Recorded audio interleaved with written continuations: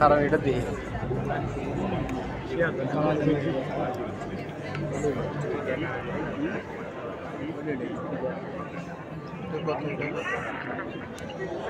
hello